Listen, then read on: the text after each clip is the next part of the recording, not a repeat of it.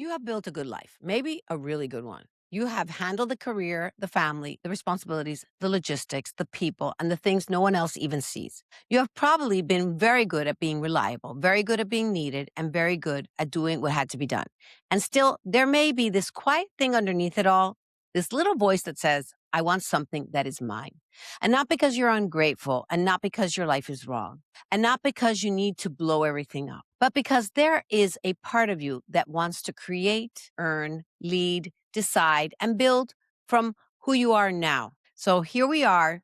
Welcome to the Joy Shift. I'm Kylie Suarez, and this is the space for women in midlife who are now standing at the edge of what's next, and not because everything is broken, but because something inside of them is ready to expand. Make sure you hit follow or subscribe wherever you're listening, because this is the kind of a conversation we're going to keep on having here. Before I go anywhere else today, I want to give you the framework we're going to work through so you can hold it as we go. It's called the permission stack.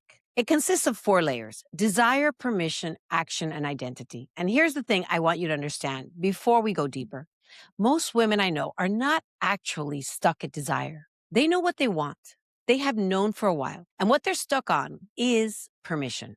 The belief that someone else needs to say, yes, you're ready, before they're allowed to begin. That is what this episode is about. Not income as hustle, and not income as pressure, not some internet version of success, income as ownership, and the identity shift that makes it possible. I'm going to tell you a story first, because this one is personal. When I first started moving toward coaching, I kept looking for the next certification, the next training, the next credential, the next outside marker that would finally make me feel legitimate. And on paper, that almost made sense. I'm a person who respects expertise, and I believe in being trained. I believe in doing excellent work, and I believe in taking the responsibility of serving other people seriously. But if I'm being really honest, there was something else happening underneath that search. I was not only looking for education, I was looking for permission. I wanted someone else to tell me, okay, now you're ready. Now you're allowed. Now you're equipped. Now you can help. And the tricky part is there is always another certification available, always another book, always another program, always another person who seems more polished, more experienced, and more official and more ready. So if you're waiting for the moment when no one could possibly question your right to begin, you may actually wait forever. At some point, I had to ask myself a question that changed everything. Am I continuing to learn because I want to serve better? Or am I continuing to learn because I'm afraid to be seen serving? That question changed things for me. Because yes, I believe in training, and yes, I believe in skill. And yes, I believe in staying humble and continuing to grow.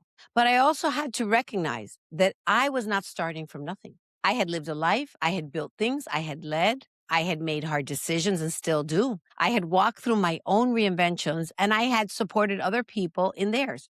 I had developed a way of seeing patterns and asking questions and helping other women come back to themselves. And at some point, I had to stop treating my own wisdom like it was inadmissible evidence. That was the identity shift, not from unqualified to qualified, or from waiting to owning, from who am I to do this to who am I not to offer what I know. Here's what I want you to understand about where you're standing right now.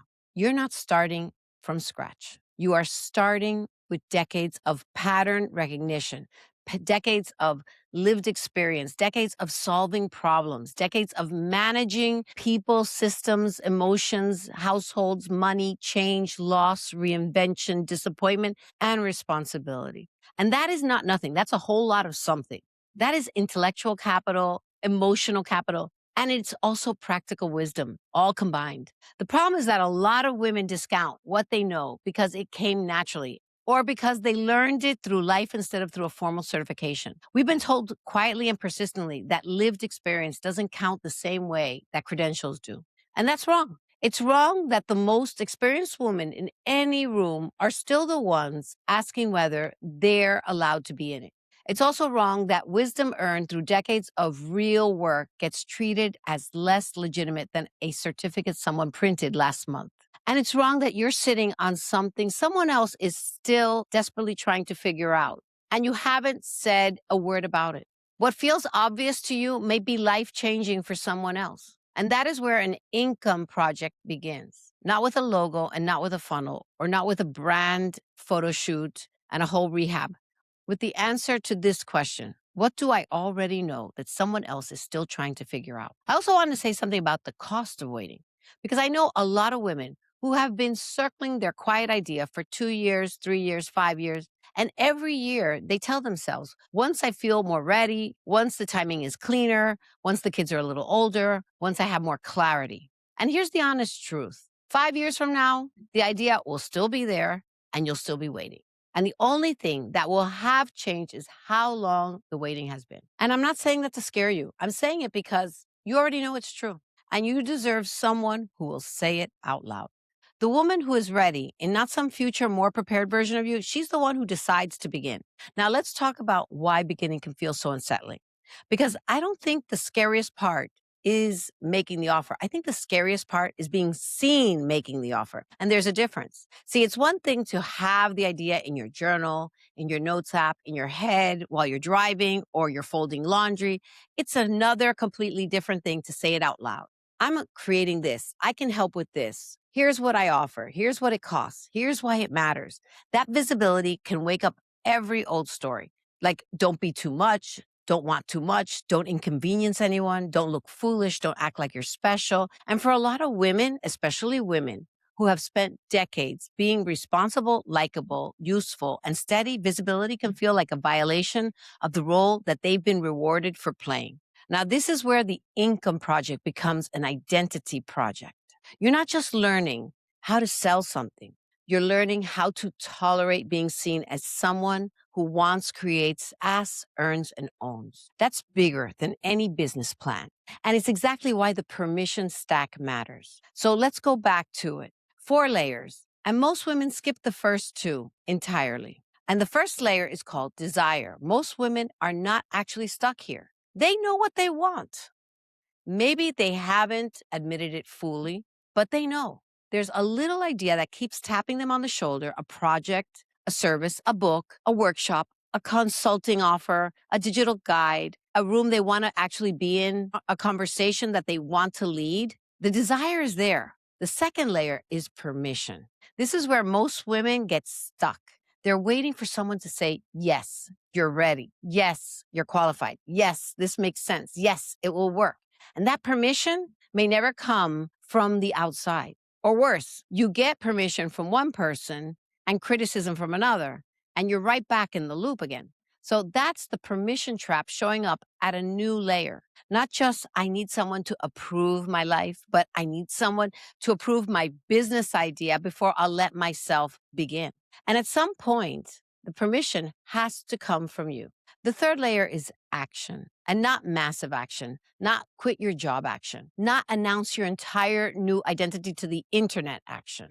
Just the next honest action, like write the outline, name the offer, tell one trusted person, create the first page, record the first episode, send the first email, invite the first conversation. And then the fourth layer and final is identity. And this catches up. You don't become the woman who creates income by thinking about creating income. You become her by taking small actions until your own sense of self catches up and says, oh, this is who we are now. And here's what I want you to know about the business itself. You don't need to build an empire. You don't need a funnel, a logo, a 40-page business plan, a brand photo shoot, a perfect website, and a 5-year vision before you begin. You can start with an income project. That phrase matters because it's smaller. It's more honest and it's less loaded. An income project might be a paid workshop, a consulting session, a small coaching package, a digital workbook, a private podcast, a paid newsletter, a local event, a simple service based on something you already know how to do. It doesn't have to become your whole life. It can simply be a doorway into more ownership, more confidence and more clarity, and even more agency. More evidence that you can create real value from who you are right now. So here's what I want you to sit with this week. 3 questions, and that's it. What is the quiet idea I keep coming back to? Not the most impressive idea, not the most scalable idea, and not the idea that would look good, or not the idea that would look best on the internet. The honest one, the one that keeps returning. What do I already know that someone else is still trying to figure out? And what is one small way I could package that wisdom? Not forever, not perfectly, just first. Because the beginning doesn't need to prove the whole future. The beginning only needs to begin. So when you do begin, not if, when, here's what changes. You change how you see yourself. You change how you make decisions. You change what you tolerate. You change what you say yes to. You change what you no longer need to explain. And most importantly, you start to trust yourself in a new way, not because someone gave you permission, because you finally stopped waiting for it. If this episode stirred something in you, if there's a quiet idea you've been sitting on, circling around, or secretly hoping someone would give you permission to pursue, I built something specific for this. It's called the Permission Audit. It's free, it takes about 12 minutes, and it's 10 questions that will show you exactly where the permission trap has been showing up and running your decisions about your next chapter. So go do it right now. Audit.KileySuarez.com. I'll link it in the show notes too. And if after taking it, you want to talk through what you're building, that link is there. Make sure you're following or subscribed to The Joy Shift, because this is the conversation we're going to keep having about identity, reinvention, self-trust, and building what's next without burning down what already matters. I'm Kiley Suarez, and I'm so glad you're here.